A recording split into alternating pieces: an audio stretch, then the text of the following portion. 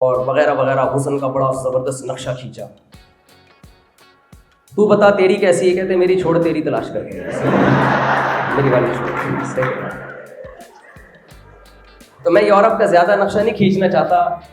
آپ کہیں گے مفتی صاحب جیسا بھی ہے ہم تو وہیں جا رہے ہیں، لیکن یورپ میں بعض کنٹریز ایسے ہیں جہاں آپ چرس پینا چاہیں کوئی پابندی نہیں ہے، آپ سٹا لگانا چاہیں. مجھے تو نشوں کے نام نہیں آتے، 2-4 ہی آتے ہیں، آئس اور چرس.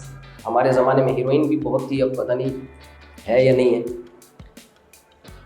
تو نوجوان کہتا ہے بھائی دیکھو آزاد ہیں وہ.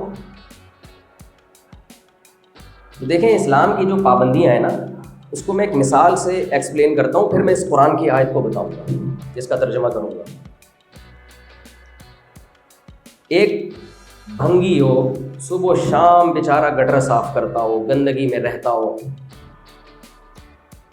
آپ نے اسے سمجھایا کہ بھائی تو نہا دھو لیا کر، اچھے کپڑے پہنا کر، خوشبو لگایا کر، بہت سکون ملے گا تجھے. اس نے پوچھا اچھا نہایا کیسے جاتا ہے؟ آپ نے بتایا جب تو صبح سو کے اٹھا کرنا، واش روم میں جا، شاور کھول، ایسے جسم پہ صابن لگا. یار ٹینشن والا کام ہے یار. اچھا کپڑے کیسے صاف رکھے جاتے ہیں؟ بھائی واشنگ مشین میں دھو، پھر اس کو نیل لگا، پھر یہ کر، پھر پریس کر. اے بھائی وہ کہتا ہے میں آزاد، مجھے یہ ٹینشن نہیں لی.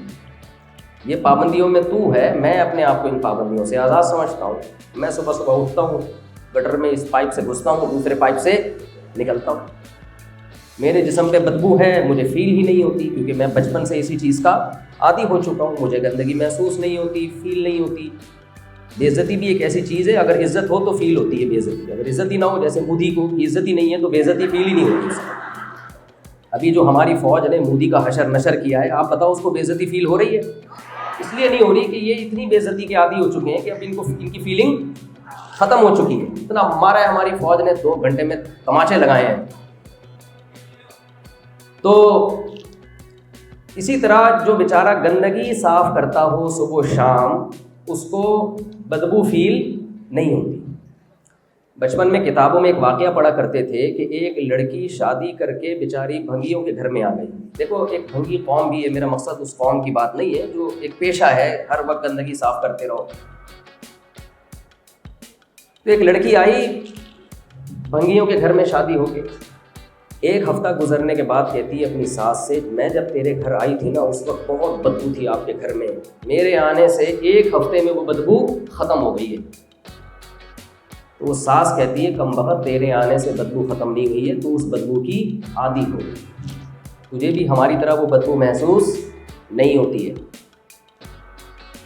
تو جو ہر وقت گندگیوں میں رہتا ہو، اسے صفائی ستھرائی کی اہمیت اس کے دل میں ختم اور بدبو محسوس ہونا ختم ہو جاتی ہے. اب آپ اگر اسے سمجھائیں کہ یار نہا دھو لیا کر، ناخن صاف کیا کر، وغیرہ وغیرہ، پوری صفائی ستھرائی، تو وہ اس کو آزادی سمجھے گا یا پابندی سمجھے گا؟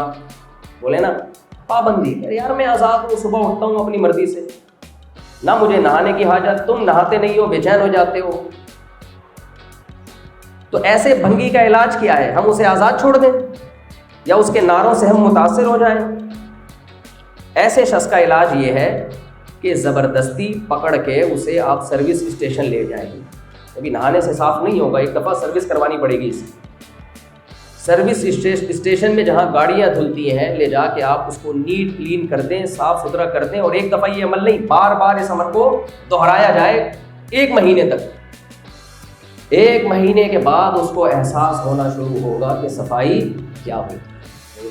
صاف ستھرا رہے گا نا مسلسل، تو اسے اندازہ ہوگا کہ بھائی یہ جو پابندی مجھ پہ لگائی گئی ہے، صبح برش کروں، میں نہاؤں، میں خوشبو لگاؤں، میں صاف ستھرے کپڑے پہنوں، اصل میں یہ پابندی نہیں ہے. یہ وہ پابندی ہے جس میں سکون ہے. یہ مجھے بہت ساری گندگیوں سے آزاد کر رہی ہے یہ پابندی.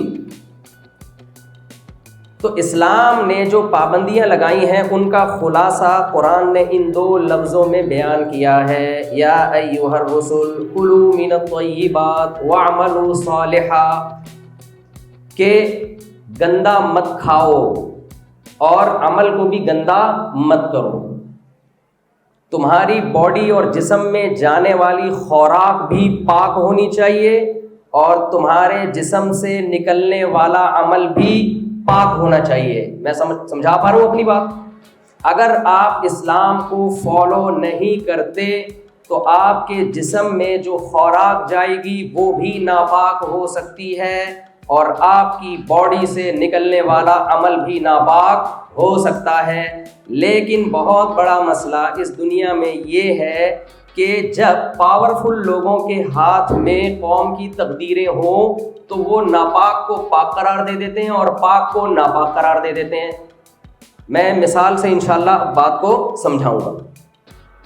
تو پہلا حکم اسلام نے یہ دیا, جو پابندی ہم پہ لگائی ہے کہ آپ کے جو خوراک ہے من الطیبات وہ پاکیزہ ہونی چاہیے, وہ ناپاک نہیں ہونی چاہیے.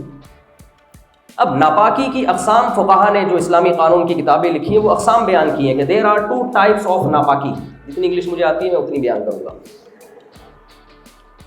دیر آر 2 ٹائپس آف ناپاکی. ایک ناپاکی تو یہ ہے کہ وہ چیز ہی گندی ہے. کوئی خدا نخواستہ گوبر کھا رہا ہے, اس کو پاک کرنا ممکن ہے ہی نہیں. گوبر کھا رہے ہیں, کچھ ویڈیوز آئی ہیں, اللہ تعالیٰ ہمیں بچا کے رکھے. خیر, کوئی گندگی کھا رہا ہے, یہ بھی ناپاک. اسی طرح کچھ جانور ایسے ہیں جو اسلام نے ہمیں بتایا کہ یہ پاک جانور نہیں ہے. جانوروں کے بارے میں اسلام نے 2 احکام ہمیں دے دیے کہ ہر جانور کا گوشت کھانے کی تمہیں اجازت نہیں ہے. ہر جانور اس قابل نہیں ہے کہ انسان اسے